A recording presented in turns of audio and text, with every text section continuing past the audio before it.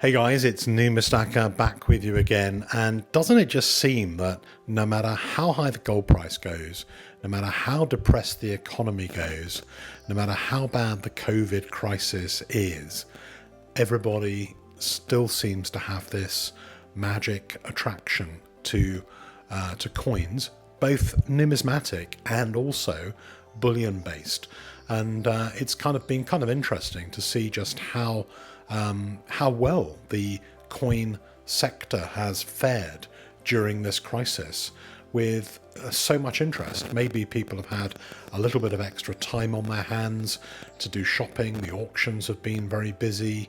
The sales online on Facebook groups and on the Silver Forum have been very buoyant. And I can tell by the steady stream of coins that I'm getting in to grade that there is every bit as much of an interest in coins and bullion and grading as there was before the crisis, which is very heartening. So what kind of coins are coming in today? Well, I mean, it's pretty variable, and I'm certainly not showing you now everything on the channel like I used to do, because there's a bit of repetition in the kind of coins that are coming in. So I'm tending just to pull out things that are fairly interesting or a little bit different to show you on the channel. But behind the scenes, there is a large amount of interest in British gold sovereigns, particularly modern proof sovereigns, and particularly the special year sovereigns. And watch out over the next few videos for the official launch of the new sovereign label from NGC, which is an exclusive label from Numistacker, and I'll be showing you that in one of the up and coming videos. The first coins that are due to get that special label are already going through the submission process.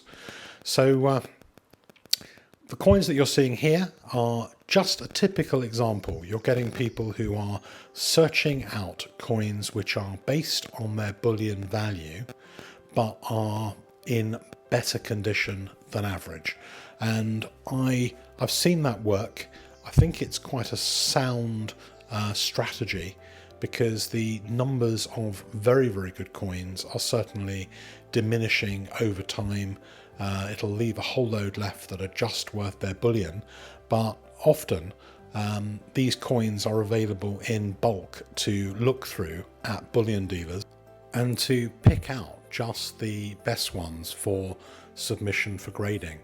So not very many of the older sovereigns in good condition available at bullion prices. King sovereigns are still available, and you can pick through those, send in the best ones of those for grading. And of course, Gillick early 60s sovereigns. There is quite a big market now in higher grade copies of those, 64 grade to 66 grade.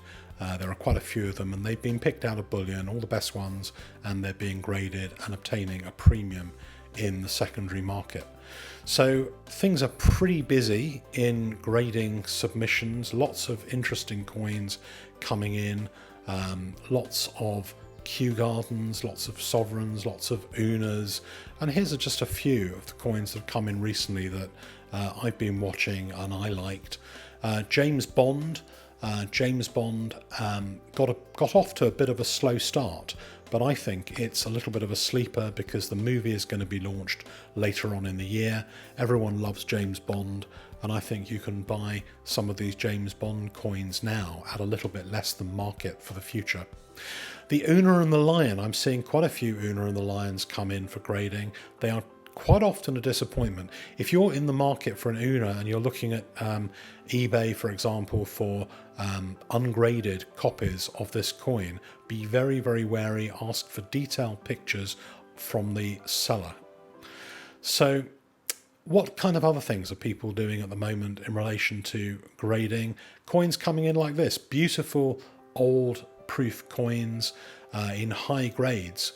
Why would this come into me? Well, some people like to swap out the PCGS slab for an NGC slab.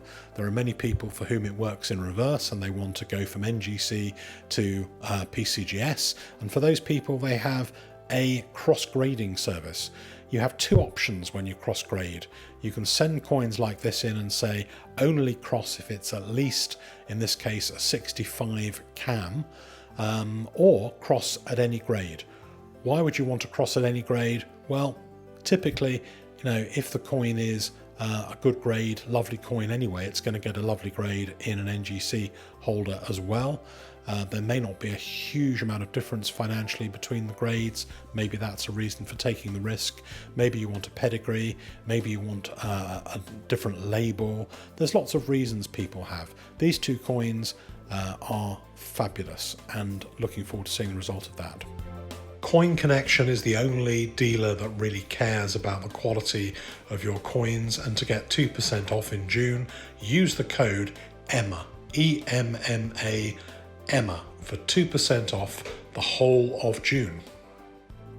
In launching this segment of the video, the first thing I want to say is that the auction house DNW, based in Mayfair, is one of the most reputable and best auction houses of numismatic coins in the UK. So what you're going to see here, it's a little bit of an anomaly, but nevertheless these things happen, and so it's important to show them on video so that you can also be wary of these things.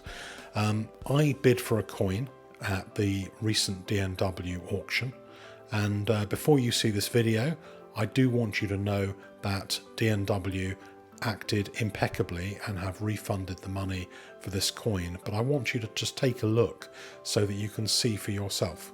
So, Proof Half Sovereign 1937, about as struck, brilliant. Estimate 700 to 800 pounds. Now, what would you think? You would think this was basically a perfect coin. About as struck. Is about as struck on a proof the same as FDC? Does it mean the coin is perfect? Well, clearly not, and that's why you need to be incredibly wary of auction descriptions. But with the good auction houses, if there's a problem with the coin, then often they will put it in the description. It'll be, cleaned or tooled or lightly cleaned many years ago, or there will be something there. So when I got this coin, I was expecting a brilliant about as struck coin. And so I started to look at this coin, and you can see the coin here, and you can see, well, I thought maybe it's got a little bit of haze on it, maybe it could do with some conservation. A lot of these coins can do with conservation. A lot of the 1937 coins will grade well once they're conserved, and there's a lot of good ones about, as well as some pretty dodgy ones. But I was expecting a coin which was, problem-free and pretty perfect, and you can start to see what I'm talking about when I hold it up to the light and the way the light bounces off the surface, that maybe this coin is not quite as magnificent as the auction house may have indicated in the auction description. And clearly with COVID, you may not be able to go to the auction house to take a look in person at some of these coins. So it's quite important to be able to rely on the descriptions and to be able to rely on the photography. In relation to the photography, with proof coins, it's incredibly difficult to rely on the photography because every different angle shows a different view of the coin. You really need to see proof coins and hold them yourself to know whether they're any good. But this coin, it looked kind of okay. You can see here that I thought the coin was going to be okay. I thought at this point in time, I thought maybe it could be conserved. Let's have a closer look at it and see where those problems might lie. And you can see there, just to the right of the king's head, there are kind of potential issues. And you would expect to see hairlines on this kind of coin, because there were dye polish marks, hairlines.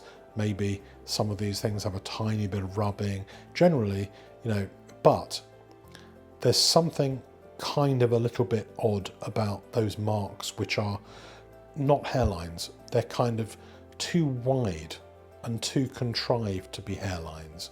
And those kind of marks are not what I would call a brilliant choice coin marketed at a high price.